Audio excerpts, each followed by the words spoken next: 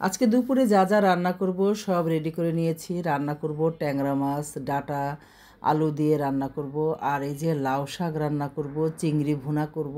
আর এই যে পাতাকপি ভাজি করব। ভাজি করব না ঠিক, এটাতে যে মুরগির চামড়া, গিলা, কলিজি, পা এগুলো যে সব ভিজিয়ে নিয়েছি, এগুলো দিয়ে রান্না করব। মানে এই পাতাকপির তরকারিটা খাওয়ার জন্য আমার মেয়ে একদম কয়েকদিন ধরেই অপেক্ষা করেছিল।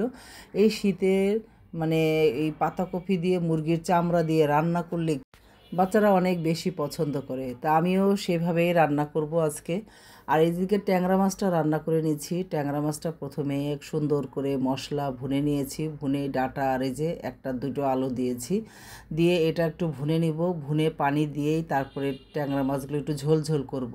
সবাই তো একরকম খাবে না, চামড়া দিয়ে পাতাকপি বাকি সবাই খাবে না আর কি।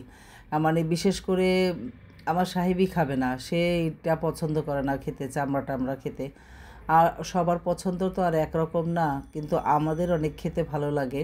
এর জন্যই আমি মাঝে মাঝে দেখা যায় যে যখন অনেক মুরগি কেনা হয়, দেশি মুরগি আর কি, দেশি মুরগির চামড়াগুলো দিয়েই আমি এগুলো রান্না করি। মানে রেখে দেই, একসাথে থাকলে 4-5টা মুরগির জমলে তখনই একটা পাতাকপি দিয়ে রান্না করলে, শীতে বিশেষ করে।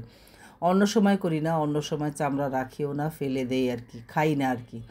আর এই যে এখানে নাস্তাকে খায় নাই, তার জন্য একটা ডিম ভাজা হচ্ছিল রান্নার মাঝখানে। এই জিনিসগুলাই হয় কি, কাজে আরও দেরি হয়ে যায়। দেখা যায় যে এটা গরম করো, একটু চা বানাও, বা একটা ডিম ভাজি করো। ডাঁটা তরকারি এটা হয়ে গেছে, তারপরে ওইটার মধ্যেই এখন চিংড়ি নিয়েছি, কিছু চিংড়ি ভুনা করে নিব। মাঝারি সাইজের চিংড়িগুলা, এই চিংড়িগুলা একটু ভুনা ভুনা করলে বেশ মজাই লাগে। আর রান্নাগুলা এত দেরি হয়ে যায়, পাশাপাশি দেখা যায় পাশে কিন্তু আমি শাক ধুয়ে একদম পরিষ্কার করে লাউ শাকটা বসিয়ে দিয়েছি কাঁচামরিচ দিয়ে লবণ দিয়ে সিদ্ধ। ওটা সিদ্ধ করে নিলে কিন্তু শুধু বাগার দেওয়া। আর এই পাশেই আমি এই যে চিংড়িগুলোর ভিতরে মশলা দিয়ে দিলাম, সাথে একটু কাঁচামরিচ দিয়ে দিলাম বেশি করে, যাতে একটু ঝাল ঝাল হয়। এই চিংড়ি ভুনাটা একটু ঝাল ঝাল হলেই বেশি ভালো লাগে খেতে আর কি। সবাই কেমন পছন্দ করেন জানি না, কিন্তু আমার বাসায় অনেক বেশি ঝাল দেওয়া হয়, খাবারে একটু ঝাল ঝাল করে রান্না করা হয় আর কি। মানে গুঁড়া মরিচটাও যেরকম দেই লাল, আবার এই যে কাঁচা মরিচটাও বেশি দেওয়া হয়, দিলে হয় কি ঝালটা একটু পুরোপুরি বের হয়ে যায়, খেতে ভালো লাগে।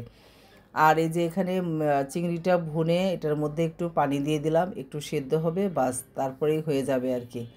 আর এই যে লাউ শাক বলছিলাম, যে লাউ শাকটা সিদ্ধ হয়ে গেছে, এখন লাউ শাকটাও বাগার দিব, ওটারও প্রস্তুতি নিচ্ছি। এক হাতে দেখা যায় দুই রকম কাজ করতে গেলে একটু এলোমেলো হয়ে যায়। আর এই যে চিংড়ির পানিটা শুকিয়ে গেছে, এখন একটু ধনিয়া পাতা দিলাম, বাস এটা একদম কমপ্লিট। একটু এই যে এরকমই রাখলাম, যখন খাওয়া দাওয়া হবে তখন আবার আরেকটু গরম করলে তখন ভাজা ভাজা হয়ে যাবে আর কি। আর এই যে পানিটা আছে এটাও থাকবে না, তখন একদম এই যে দেখেন এরকম শুকনো শুকনো হয়ে যাবে।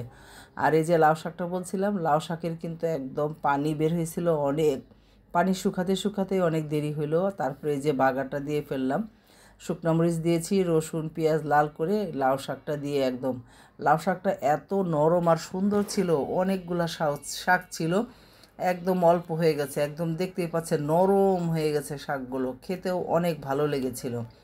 আর এদিক দিয়ে আমি আবার চামড়া যে পাতাকপি রান্না করব সেটারও সব রেডি করে নিয়েছি। একদম মশলাটা ভুনে দিয়ে দিয়েছি, চামড়া, মুরগি, হাত পার যে গিলা কলিজি যা আছে সব একটা বড় কড়াইতে বসিয়েছি, কারণ এটার মধ্যে আবার পাতাকপি দিব।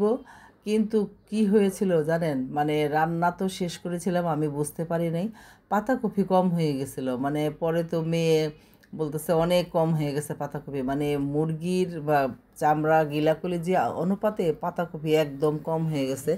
আর একটু বেশি দিলে আর কি ভালো হইতো আর কি। শুধু চামড়াই দেখা যাচ্ছিল, মানে পাতাকপি আর দেখা যাচ্ছিল না, নরম হয়ে একদম মিশে গেছে চামড়ার মতোই। তো খুব সুন্দর করে আমি মিলিয়ে দিচ্ছিলাম। আর এই তরকারিটা খেতে এত ভালো লাগে আর কি। পাতাকপি তো আমরা এমনি অনেক বেশি পছন্দ করি, পছন্দের খাবারও এই জিনিস, কিন্তু দেখা যায় কি যে খুব কম খাওয়া হয়। কারণ এই যে বিশেষ যে বললাম, সবাই পছন্দ করে না, সবাই খায় না, এর জন্য আর কি কম রান্না করা হয়। এর জন্য আর কি পছন্দটা আরও বেশি গুরুত্বপূর্ণ হয়ে যায়। এখন ধনিয়া পাতা দিয়ে নাড়াচাড়া করে নিচ্ছি, আরও সুন্দর একদম, এত সুন্দর একটা স্মেল ছড়িয়েছে এই তরকারিটার। সবাই বলছে কি রান্না করছো, এত মজা, খুব ভালো লাগলো। সব রান্না শেষ, একদম খেতে বসে তো সবাই খুব মজা হয়েছে। এই পাতাকপি দিয়ে মনে হয় সবাই ভাত খাবে এমন অবস্থা। সব কিছুই রান্না ও পরিবেশন করে দিয়েছি।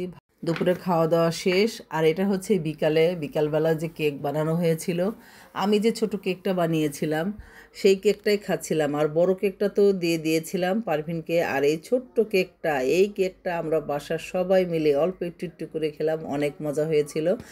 আর মেয়ে বানিয়েছিল ব্রাউনি। আমার যে এই ব্রাউনিটা কী যে পছন্দের, মেয়ে বানাতো, এত ভালো লাগে এই ব্রাউনিটা খেতে।